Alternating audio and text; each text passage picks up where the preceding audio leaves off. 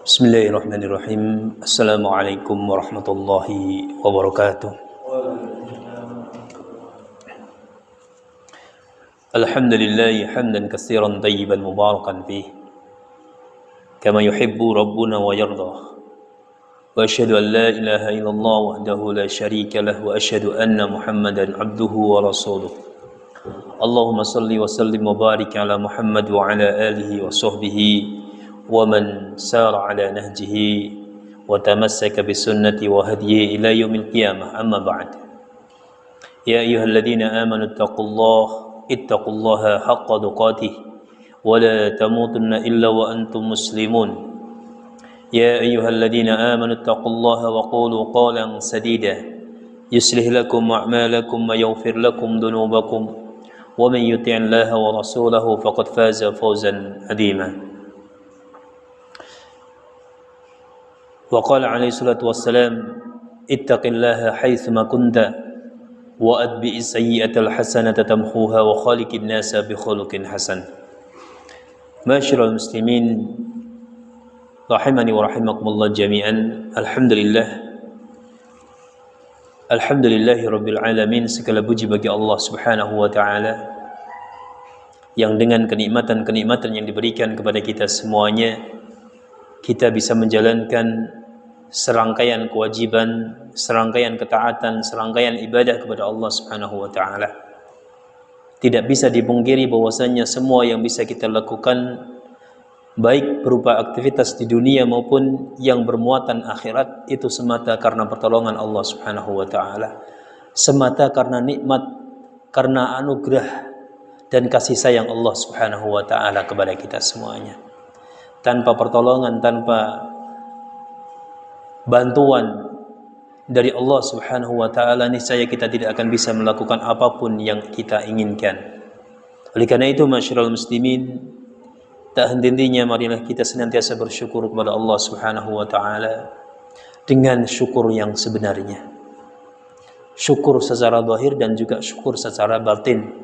Zahir kita mengucapkan alhamdulillah, segala puji bagi Allah yang telah memberikan kenikmatan hidup kepada saya, memberikan umur panjang, memberikan pakaian, memberikan makanan, memberikan iman, memberikan Islam kepada saya. Lisan kita mengucapkan alhamdulillah, alhamdulillahi rabbil alamin. Kemudian secara batin mengaplikasikan rasa syukur tersebut yang sudah kita ikrarkan, kita ucapkan dengan alhamdulillahi rabbil alamin, dengan pengaplikasian takwa kepada Allah Subhanahu wa taala yang pusatnya adalah di dalam hati kita. Karena Rasulullah sallallahu alaihi wasallam mengatakan at-taqwa hahuna, at-taqwa hahuna, at-taqwa hahuna. 3 kali Rasulullah mengatakan gitu. Takwa itu tempatnya adalah di sini. Sembari beliau menunjuk ke dada beliau. Takwa itu tempatnya di dalam dada kita. Artinya muara takwa atau sumber ketakwaan seorang hamba kepada Allah Subhanahu wa taala itu adalah di dadanya. Kemudian dari dada tersebut lahir ketaatan kepada Allah Subhanahu wa taala, lahir serangkaian hal-hal yang mencerminkan seorang hamba itu bertakwa kepada Allah Subhanahu wa taala dalam bentuk perbuatan ataupun ucapan yang baik. Masyarul muslimin yang dimuliakan oleh Allah Subhanahu wa taala. Kemudian yang berikutnya, nikmat Allah Subhanahu wa taala yang nyata kita terima pada kesempatan di petang hari ini adalah Allah mengumpulkan kita semuanya di dalam majlis yang baik, majlis yang diberkahi oleh Allah Subhanahu wa taala. Majlis yang di situ paling tidak ada 4 kebaikan yang akan kita dapatkan insyaallah taala, sebagaimana yang dilansir oleh Rasulullah sallallahu alaihi wasallam di dalam sabda beliau, majtama'a qaumun fi baitin min buyutillah yatluna kitaballah wa yatadarasunahu bainahum illa nazalat alaihimus sakinah wa ghasiyatuhumur rahmah wa huffatil malaikah atau wahufat bihimul malaikah. Kemudian wadzakarahumullahu fi man indah. Majtama'a qaumun, tidaklah sebuah kaum, sekelompok orang itu berkumpul fi baitin, di salah satu rumah, fi baitin min buyutillah, di antara rumah-rumahnya Allah. Apa itu rumahnya Allah, Bapak? Masjid. Ya, Baitullah itu masjid. Jadi masjid-masjid yang berdiri tegak di permukaan bumi ini sejatinya adalah rumah-rumahnya Allah Subhanahu wa ta'ala, bukan milik manusia, tapi rumahnya Allah Subhanahu wa ta'ala. Wa innal masajida lillahi fala tad'u ma'allahi ahada. Fa inna al masajida lillah, masjid-masjid itu lillah, kepunyaan Allah. Fala tad'u ma'allahi ilahan, fala tad'u ma'allahi ilahan akhar. Ya. Sesungguhnya masjid-masjid itu adalah kepunyaan Allah Subhanahu wa ta'ala.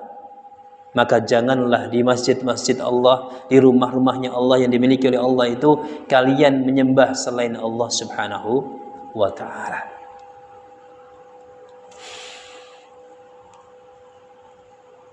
Kembali lagi sabda Rasulullah sallallahu alaihi wasallam, "Majtama'a qaumun fi baitin min buyutillah." Tidaklah sekelompok orang, segolongan manusia itu berkumpul di salah satu masjid, masjidnya Allah Subhanahu wa ta'ala, kecuali akan diberikan kepada mereka 4 hal.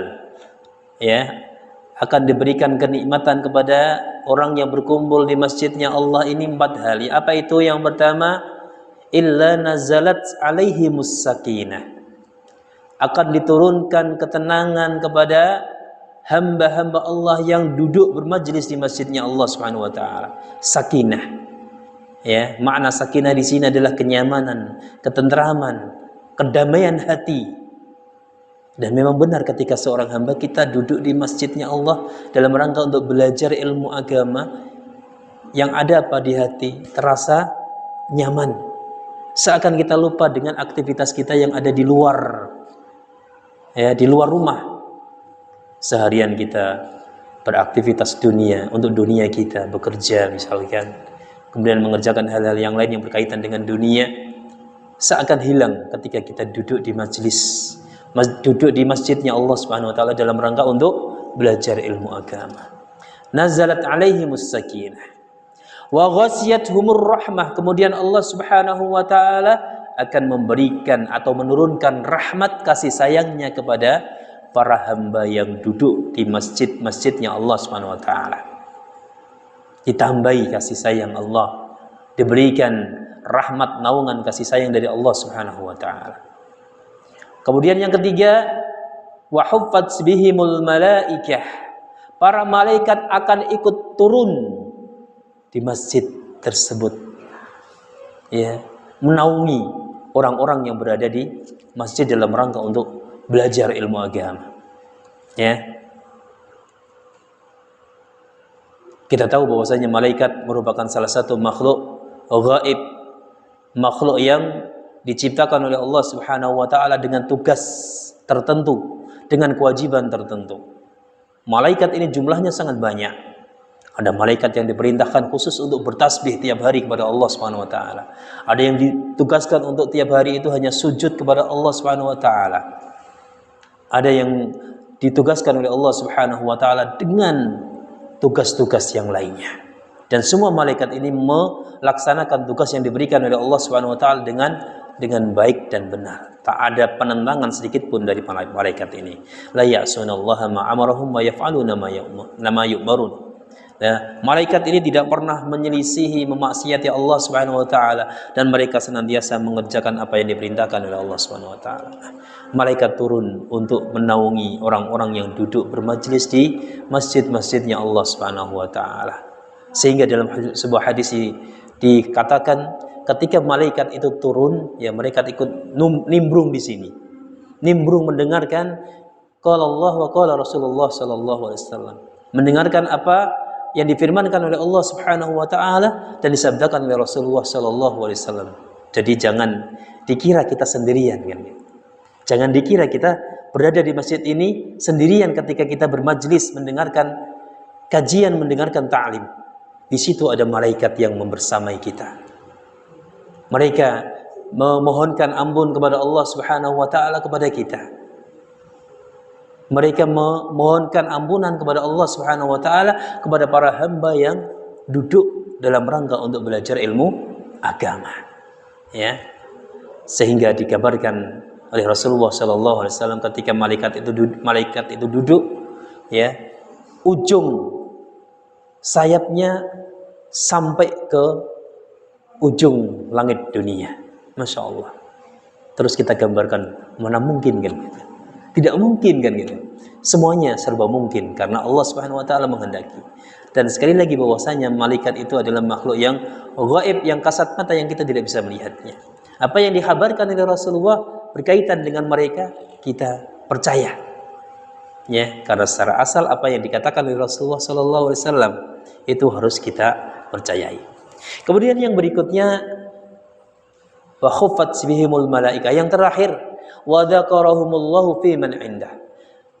Para hamba yang duduk bermajlis dalam rangka untuk membaca kalamullah, membaca firman-firman Allah Subhanahu wa taala, wa yatadarasunahu bainahum, kemudian belajar ilmu agama berkaitan dengan halal dan haram, berkaitan dengan hal-hal yang langsung ada hubungannya dia dengan Allah Subhanahu wa taala, contohnya berkaitan dengan fikih ibadah, berkaitan dengan hal-hal yang lainnya, ya.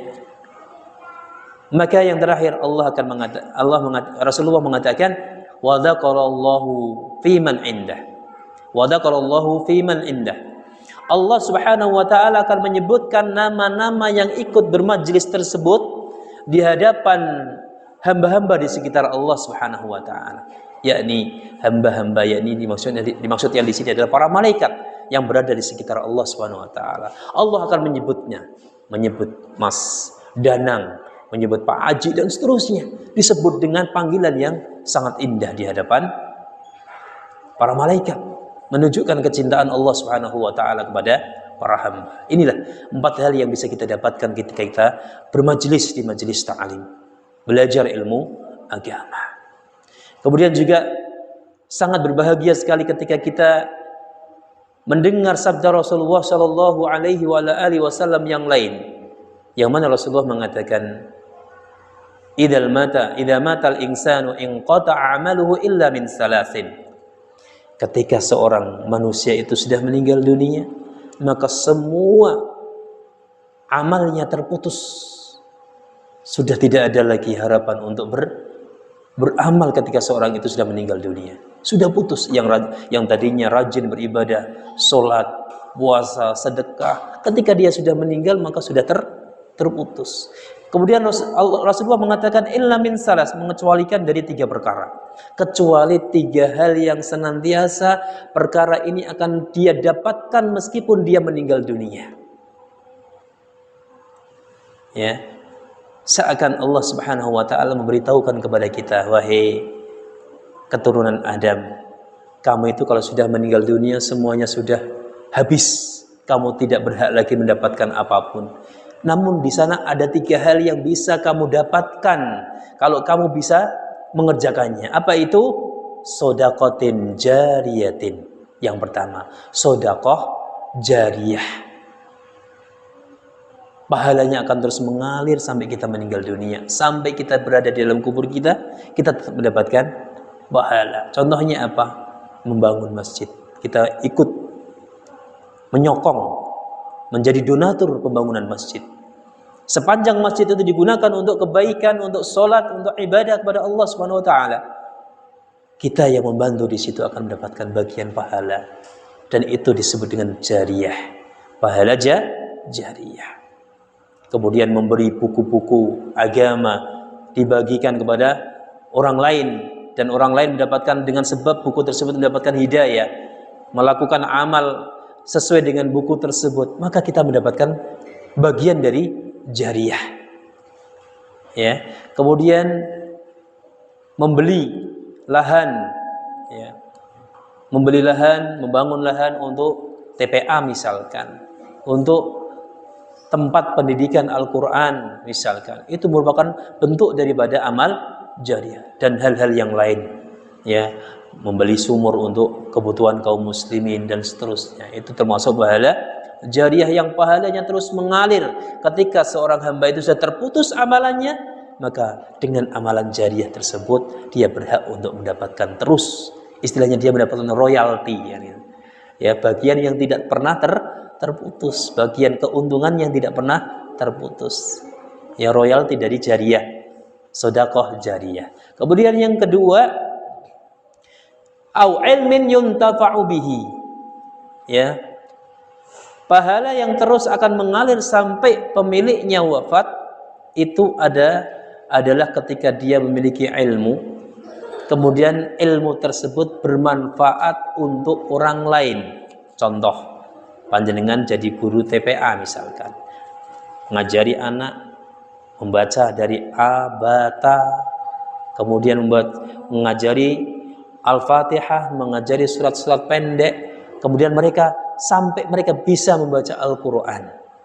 Kemudian bacaan Al-Quran mereka gunakan untuk beribadah kepada Allah Subhanahu wa Ta'ala, untuk sholat, ya, untuk sholat, bacaan Al-Fatihah untuk sholat mereka gunakan tiap hari untuk sholat, maka kita mendapatkan bagian pahala jariah yang terus mengalir, tidak akan pernah putus. Oleh karena itu, masyaallah muslimin yang dimuliakan oleh Allah Subhanahu wa Ta'ala, ya, sebagai orang tua hendaknya minimal kita bisa mengajari anak kita untuk bisa membaca surat Al-Fatihah, karena surat Al-Fatihah itulah yang akan menjadi bekal bagi mereka untuk beribadah sholat, yang kalau mereka lakukan kita akan mendapatkan bagian pahala yang terus mengalir. Coba kita bayangkan, ya, kita punya anak 5, ya, dan mereka kita ajari Al-Fatihah semuanya dari kita, dari orang tua. Kemudian mereka tumbuh menjadi anak-anak yang solih dan solihah, bertakwa kepada Allah Subhanahu wa Ta'ala. Mereka gunakan hasil didikan kita membaca surat Al-Fatihah untuk sholat tiap hari 5 waktu.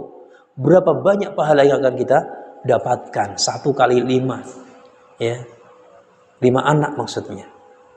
Kemudian jumlah yang mereka baca di dalam sehari tersebut, pahala yang tidak terhingga yang akan kita dapatkan. Minimal kita jangan berikan kesempatan itu kepada orang lain, ya. Kita jangan berikan, berikan kesempatan untuk mengajari anak kita membaca Al-Fatihah kepada guru ngaji, tapi kita ajari sendiri kalau bisa. Kita ajari sendiri. Karena apa? Karena itu bentuk investasi kita, menjadi amal jariah kita sampai kita meninggal dunia. Ya, jangan diserahkan kepada guru ngaji, tapi minimal lah, ya, minimal surat Al-Fatihah kita ajari sendiri, ya, gitu. Apa kita rela, kita ridho guru ngaji kita mendapatkan bagian dari pahala anak kita, kan gitu. Tiap hari anak kita membaca Al-Fatihah di dalam salatnya, pahalanya mengalir kepada mereka guru ngajinya, sedangkan kita tidak mendapatkan apa-apa, kan gitu. Jangan seperti itu. Minimal surat Al-Fatihah kita ajarkan kepada anak-anak kita, dan saya yakin bapak-bapak di sini sudah melakukan hal itu insyaallah taala, ya. Kemudian yang termasuk dari ilmu yang bermanfaat di sini adalah kita membelanjakan harta kita untuk membeli buku-buku agama, kita sebar kepada kaum muslimin sehingga mereka mendapatkan ilmu, mendapatkan pencerahan, mendapatkan petunjuk. Itu termasuk mendapatkan atau termasuk dalam masalah ilmu yang bermanfaat. Jadi ilmu yang bermanfaat di sini bukan hanya terbatas bagi orang yang mengajarkan saja, tapi semua orang bisa berkesempatan untuk mendapatkannya. Yang agnia, yang punya harta, punya duit, bisa menyumbangkan hartanya untuk wakaf Al-Quran, wakaf buku, dan seterusnya. Membantu pelajar dalam menuntut ilmu agama, membiayai santri, du'afa, yatim piatu, dan seterusnya. Itu akan mendapatkan bagian dari ilmu yang bermanfaat. Kemudian yang terakhir, awaladin salihin yad'u lahu. Nah, ini yang ketiga, yang bisa kita dapatkan pahalanya meskipun kita sudah meninggal dunia. Yang terakhir apa? Waladin salihin, anak yang solih, ya, anak yang solih yang dididik dengan pendidikan agama yang benar sehingga mereka mendoakan kita, ya, yad'u lahu, artinya mendoakan kebaikan, mendoakan rahmat bagi orang tuanya, mendoakan ampunan bagi orang tuanya. Ini bisa kita dapatkan ketika kita mendidik anak kita dengan pendidikan agama yang benar. Kalau kita tidak bisa mendidik dengan anak kita dengan pendidikan agama yang benar, mustahil kita akan mendapatkan derajat atau mendapatkan nikmat waladin salih, anak yang salih. Tidak akan bisa. Ya, tidak akan bisa. Hanya anak yang paham tentang agama lah yang mereka akan senantiasa mendoakan kedua orang tuanya. Bahkan mereka ketika beramal, orang tuanya juga akan mendapatkan pahala kebaikan. Ya, ketika mereka paham ilmu agama. Berbeda dengan anak-anak yang tidak paham dengan ilmu agama. Ya sudah, ketika orang tuanya meninggal dunia, ya sudah.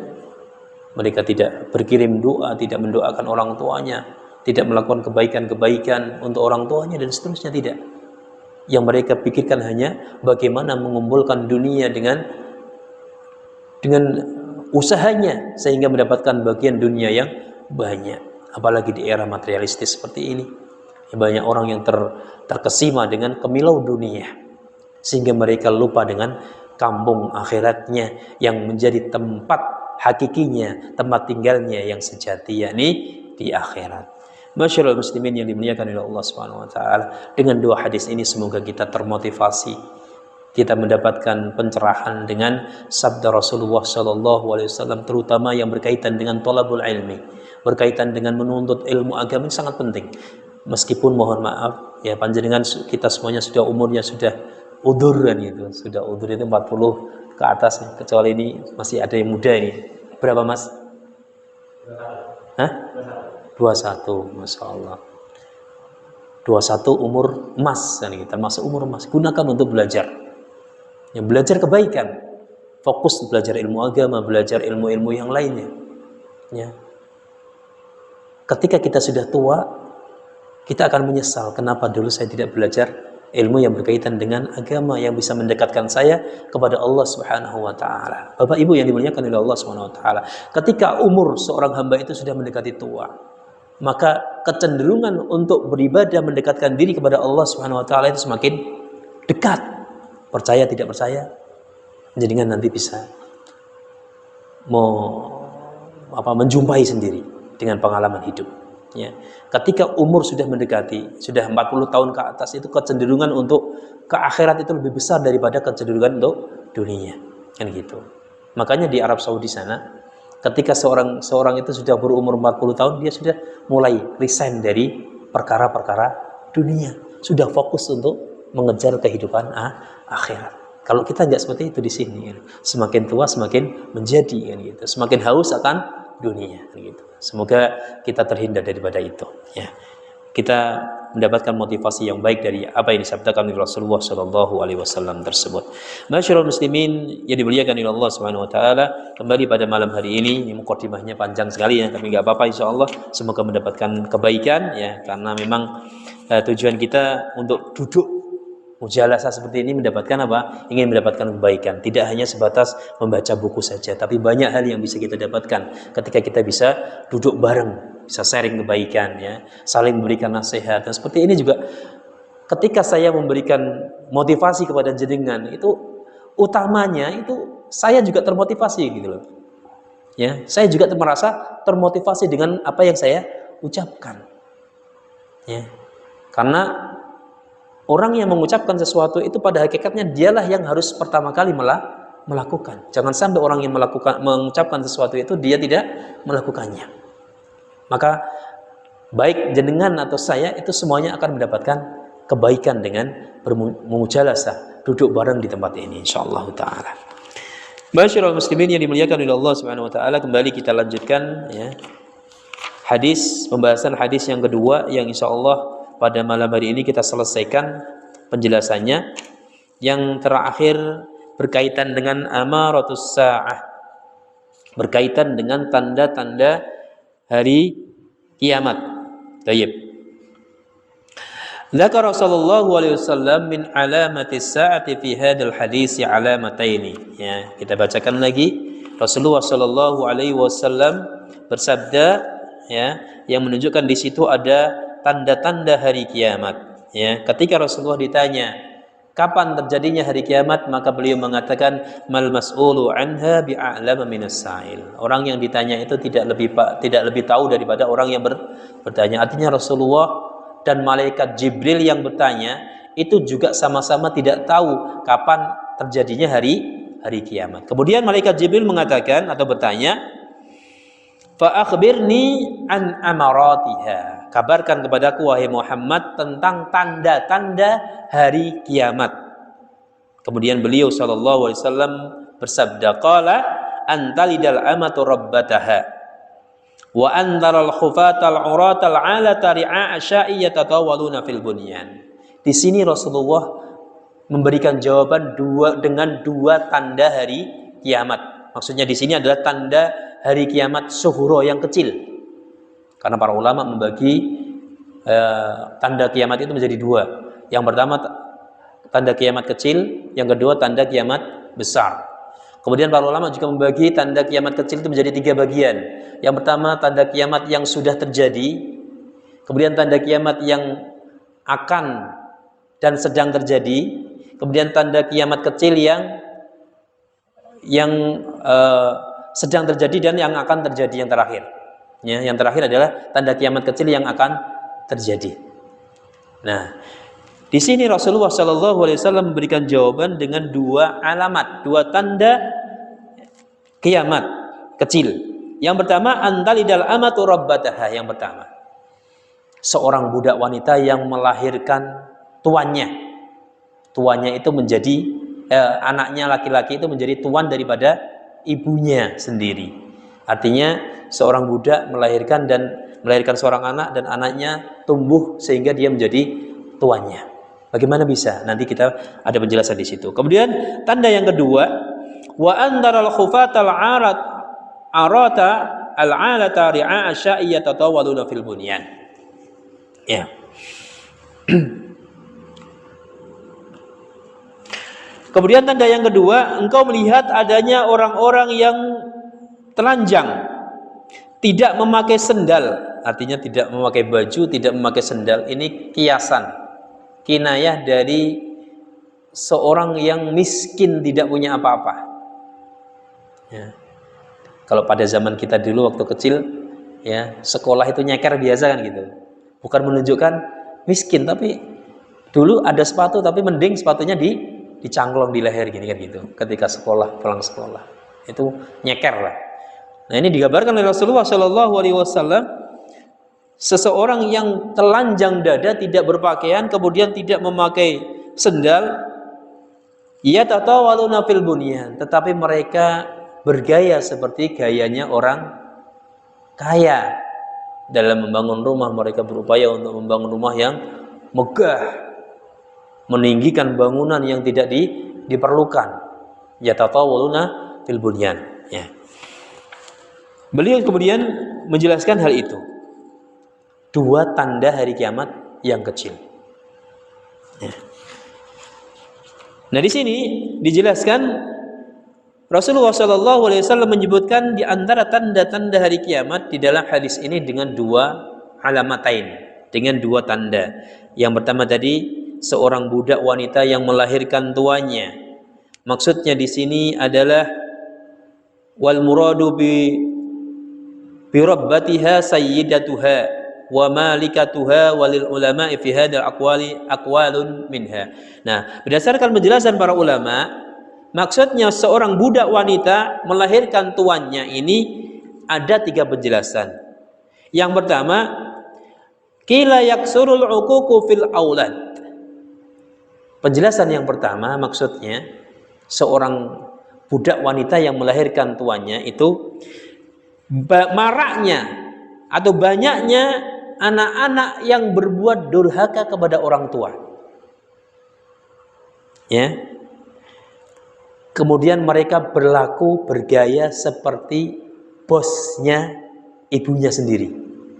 Ya. Kemudian mereka bermuamalah, ya, berinteraksi dengan ibunya seakan-akan ibunya itu sebagai seorang pembantu, sebagai seorang jongos, ya, sebagai seorang budaknya. Mereka menempatkan ibunya seperti posisi pembantunya seperti budaknya. Kemudian juga ada yang seorang anak yang mencela ibunya, menghina ibunya, bahkan menyakiti ibunya, menyakiti secara hati maupun secara fisiknya. Kemudian merendahkan derajat mereka, tidak menghormati mereka.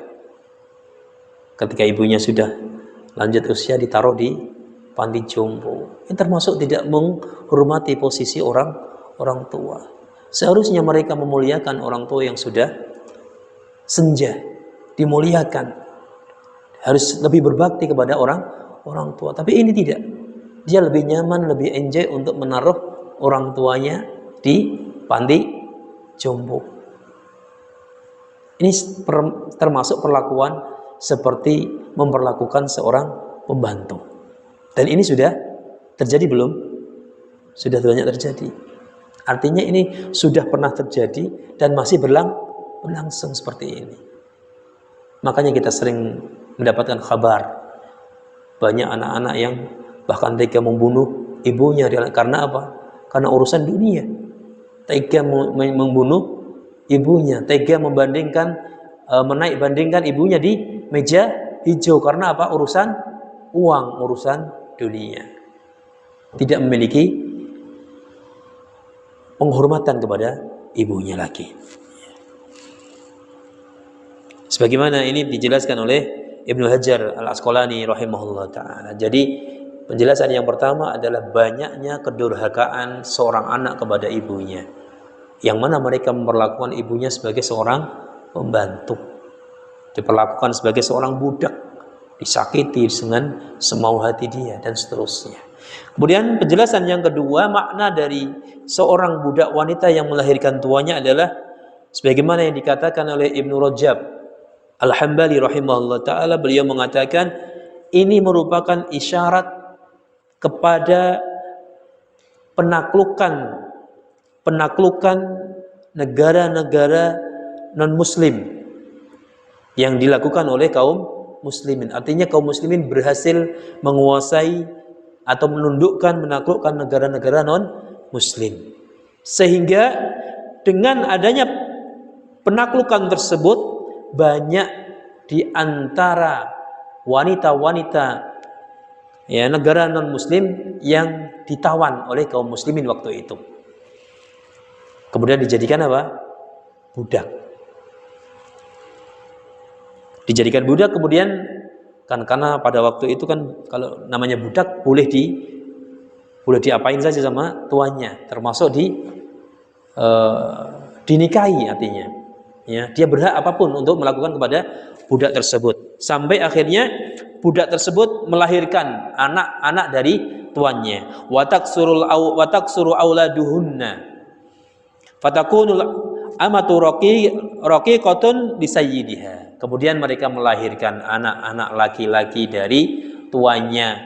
Kemudian anak laki-laki tersebut menjadi orang bebas. Sehingga seakan-akan anak laki-laki ini yang bebas ini menjadi tuan daripada ibunya. Ini makna dari seorang wanita budak yang melahirkan tuannya yang kedua. Kemudian yang ketiga, ada yang berpendapat bahwasanya seorang wanita budak ketika tuannya yang telah menjadikannya dia budak meninggal dunia, dia menjadi merdeka karena dimerdekakan oleh anaknya, anak yang lahir darinya, anak laki-laki yang lahir darinya. Jadi seorang wanita menjadi budak, kemudian dia punya anak dari majikannya, katakanlah seperti itu, anak laki-laki dari majikannya. Kemudian majikannya meninggal dunia, maka si wanita ini, budak ini dimerdekakan karena tuannya sudah meninggal dunia. Nah, kemerdekaan wanita ini dinisbatkan kepada anak laki-lakinya, sehingga anak laki-lakinya ini posisinya seperti tuannya, meskipun anak laki-lakinya tersebut bukan tuannya. Artinya seorang wanita yang meninggal dunia ini ditinggal mati oleh majikannya, kemudian dia dimerdekakan. Ya. Kebetulan dia punya anak laki-laki. Inilah penjelasan dari para ulama berkaitan dengan seorang budak wanita yang melahirkan tuannya. Ada yang hakiki memang seperti itu, kan gitu. Menjadikan seorang ibu, yang pertama tadi menjadikan seorang ibu selayaknya seorang pembantu, layaknya seorang budak. Dia bermuamalah, berinteraksi dengan ibunya seperti dia seorang pembantu maupun budak. Kemudian yang kedua, menunjukkan penaklukan kota-kota atau negeri-negeri non-muslim yang dengan penaklukan tersebut banyak sekali didapatkan wanita-wanita tawanan yang kemudian dijadikan sebagai budak, dan mereka kemudian melahirkan anak-anak dari tuannya tersebut, ya, seperti itu.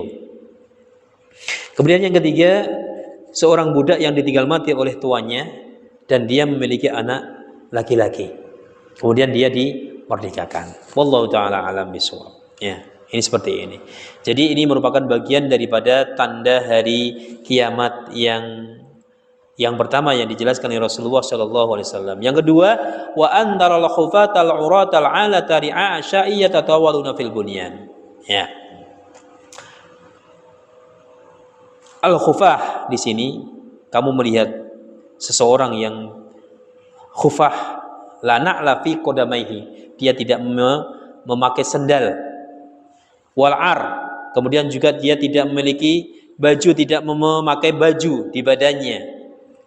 Kemudian wal'ail wal faqir, menunjukkan bahwasanya orang tersebut adalah orang yang sangat miskin, tetapi dengan kondisinya seperti itu dia bergaya seperti gayanya orang kaya. Dalam hal apa? Mendirikan rumah, mendirikan bangunan, sehingga dia dikatakan ya tatawaluna fil bunyan, meningkat bangunannya, meningkatkan bangunannya menjadi beberapa tingkat yang sebenarnya dia tidak butuh untuk meningkat rumahnya atau bangunannya tersebut. Wal muradu an usafilan nasu yusiruna ru'usan wa taksuru amwaluhum wa yushayyidu al-mabani al-aliyah mubahatan wa tafakhuran ala ibadillah. Ya. Ini sudah terjadi.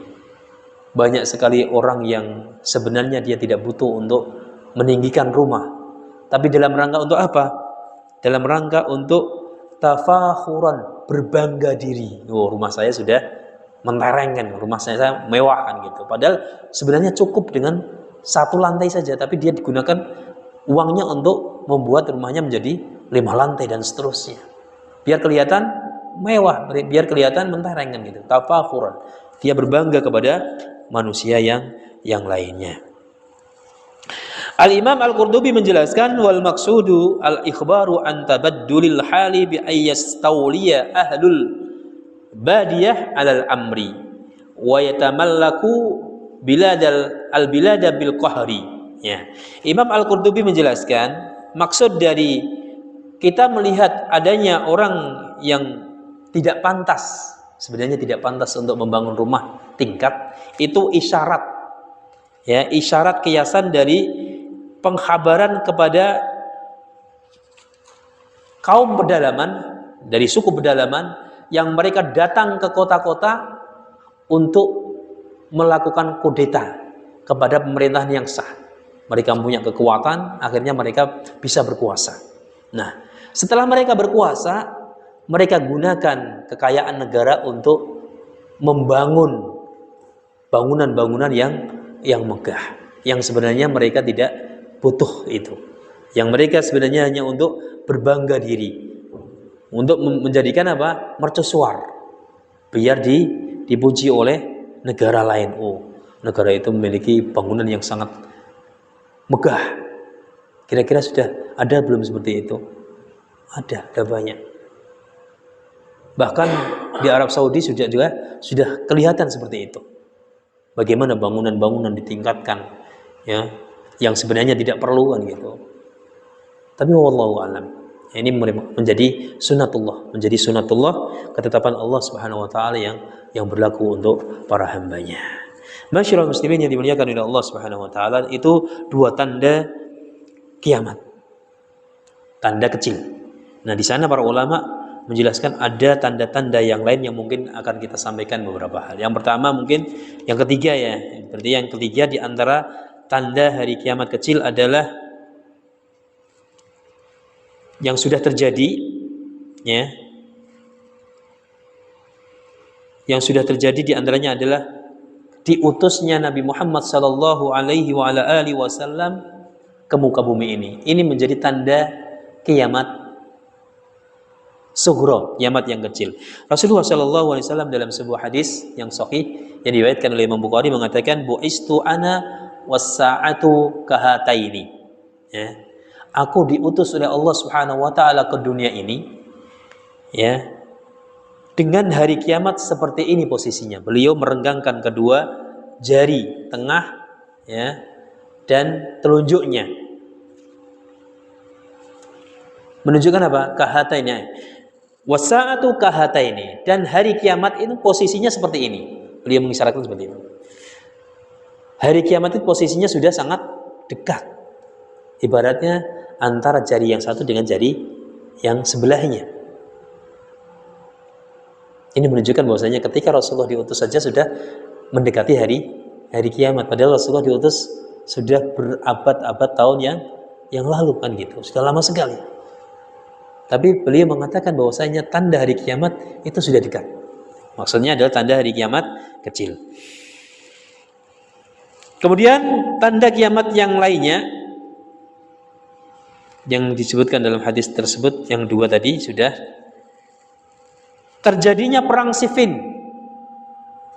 Terjadinya perang Siffin ini menunjukkan tanda hari kiamat. Rasulullah sallallahu alaihi wasallam menyebutkan la taqumus sa'atu hatta yaktatila fi'atani fayakuna bainahuma miqtalatun 'azimatun da'wahuma wahidatun. Tidak akan tegak hari kiamat hingga ada dua kelompok besar yang saling berperang. Maka antara keduanya terjadi kematian yang besar. Seruan keduanya adalah sama. Ya, perang Siffin itu peperangan yang besar. Peperangan yang besar, yakni antara kelompok Ali bin Abi Thalib dan kelompok Muawiyah bin Abi Sufyan. Sesama saudara kaum muslimin saling membunuh. Ini menunjukkan tanda hari kiamat. Kemudian yang berikutnya di antara yang sebagaimana yang disabdakan oleh Rasulullah sallallahu alaihi wasallam yang menjadi tanda hari kiamat berikutnya adalah di antaranya sabda beliau sallallahu alaihi wasallam, la yakunanna min ummati aqwamun yastahilluna al-hirra wal harira wal khamra wal ma'azif.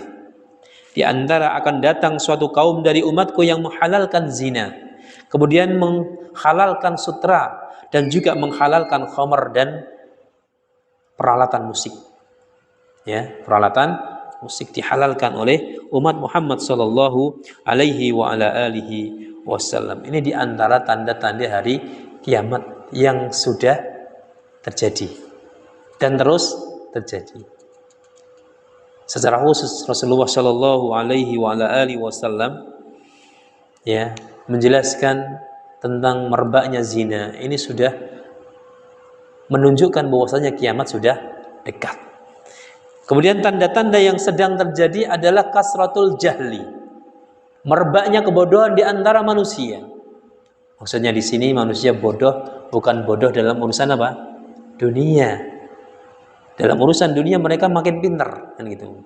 Teknologi mereka kuasai kan gitu. Tapi dalam masalah agama mereka semakin jauh, semakin bodoh dari agama petunjuk dari Rasulullah Shallallahu alaihi wasallam. Rasulullah menyebutkan min asyratis saati ayyurfa'a al-ilmu wa yasbuta al-jahlu. Di antara tanda-tanda hari kiamat adalah hilangnya ilmu dan tersebarnya atau merebaknya kebodohan di kalangan manusia.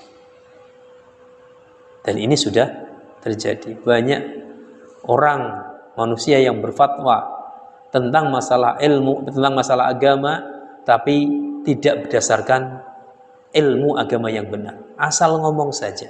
Mereka mengatakan ini boleh, itu boleh, ini tidak boleh, itu tidak boleh. Hanya berdasarkan apa? Hawa nafsunya, bukan berdasarkan ilmu agama. kebodohan mereka yang mereka tambahkan. Dan ini sudah terjadi. Ya, sudah terjadi. Nah, di antara tanda hari kiamat yang berikutnya adalah sebagaimana yang dijelaskan oleh Rasulullah sallallahu alaihi wasallam dalam sebuah hadis yang sahih diriwayatkan oleh Imam Bukhari. Rasulullah mengatakan, "La taqumus sa'atu hatta tadharal fitan wa yaksura al-kadhib wa yataqarrabal aswaq." Ya. Tidak akan datang hari kiamat, tidak akan terjadi hari kiamat hingga muncul berbagai macam fitnah di dunia. Ya. Kemudian banyaknya kebohongan di antara manusia. Kebohongan sudah merajalela. Kemudian yang terakhir adalah ketika pasar didekatkan. Pasar didekatkan.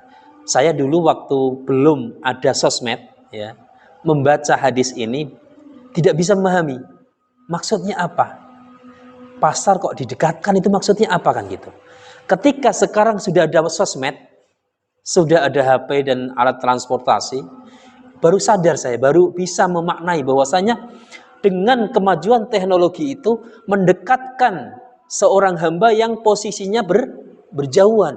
Ya sekarang jenengan mau pesen GoFood, ya, tinggal apa mau makanan tinggal pesen lewat GoFood. Klik aja, dekat, seakan-akan dekat.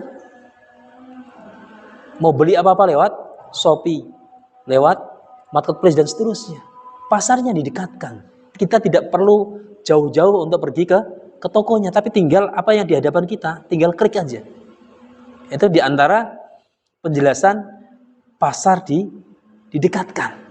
Dan ini juga yang disebutkan oleh salah seorang ulama, makna dari pasar didekatkan seperti itu. Dengan kemajuan teknologi yang ada, seakan-akan urusan manusia menjadi lebih mudah. Adanya transportasi, jarak yang tadinya jauh menjadi dekat. Dulu ketika naik haji yang berbulan-bulan lamanya, naik kapal kan gitu. Ada yang jalan kaki sampai setahun lebih baru bisa sampai di Masjidil Haram. Sekarang berapa jam sampai di Masjidil Haram? Dari Indonesia cuma 6 jaman ya, 6 jam sampai. Nah, ini makna pasar didekatkan. Ini menjadi tanda daripada hari kiamat kecil. La taqumus sa'ah hatta tadharal fitan wa yaksural kadhib wa yataqarraba al-aswaq.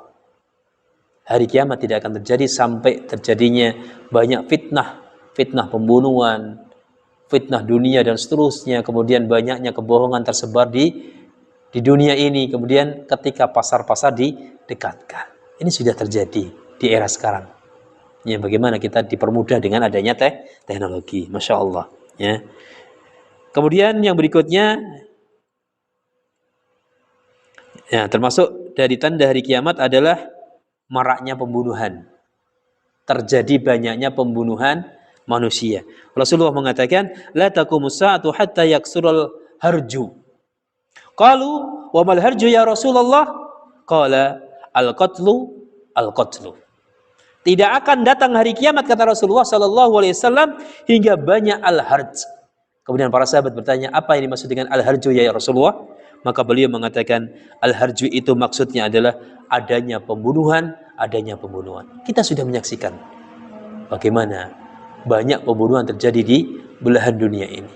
Ini juga sudah mengisyaratkan tentang adanya hari kiamat yang sudah dekat. Kemudian yang berikutnya yang mungkin juga sudah kita pahami, kasratu az-zalazil. Banyaknya gempa bumi terjadi di mana-mana. Ini sudah merata. Dan kita sudah merasakan seperti itu. Maka ma'asyiral muslimin yang dimuliakan oleh Allah Subhanahu wa taala, dengan tanda-tanda hari kiamat tersebut, ini masih kecil ya, tanda-tandanya masih kecil. Nanti kita menginjak pada tanda-tanda hari kiamat yang besar. Nanti insya Allah akan kita sampaikan di pertemuan yang berikutnya, tapi dengan pembahasan hadis yang nomor 3 insya Allah kita selipkan di situ. Ya. Dengan adanya tanda, sebagian tanda-tanda hari kiamat yang sudah ada, yang sudah kita temui, mestinya menjadikan kita bisa mengambil ibrah, mengambil pelajaran. Ya, ternyata hari kiamat sudah dekat, maka kita wajib untuk berintrospeksi diri. Bukan, sekali lagi, bukan kapannya hari kiamat itu datang, Ya, bukan kapannya hari kiamat itu datang, tapi bagaimana bekal kita untuk menghadapi hari kiamat tersebut. Apakah kita sudah mempersiapkannya dengan baik, dengan amal yang baik, dengan amal yang solih, amalan yang diridhai oleh Allah Subhanahu wa taala, dengan memperbanyak ibadah kepada Allah Subhanahu wa taala, memperbanyak istighfar, mohon ampun kepada Allah Subhanahu wa taala. Itu yang terpenting. Ya, jadi Allah Subhanahu wa taala menunjukkan tanda-tanda hari kiamat kepada para hambanya itu dalam rangka agar para hambanya itu isti'dad, bersiap diri untuk mempersiapkan datangnya hari kiamat. Ya, bukan hanya rambu-rambu semata, tapi bagaimana nanti kita bisa bersiap diri menghadapi hari kiamat, hari yang tidak ada keraguan lagi datangnya kepada manusia. Ya, semoga ma'asyiral muslimin yang dimuliakan oleh Allah Subhanahu wa taala, dengan pelajaran yang kita dapatkan ini bisa menggugah semangat kita untuk kembali kepada Allah Subhanahu wa taala, beribadah kepada Allah Subhanahu wa taala dengan lebih baik lagi, mengingat akhirat dengan lebih banyak lagi. Kita kesampingkan urusan dunia. Kalau kita urusi dunia itu tidak akan pernah ada habisnya, tapi harus ada waktu kita sisihkan dengan baik. Ya, saya sisihkan di sini maksudnya bukan keceran ya, bukan waktu yang sisa, tapi kita sisihkan, benar-benar sisihkan ya, alokasikan waktu untuk akhirat kita.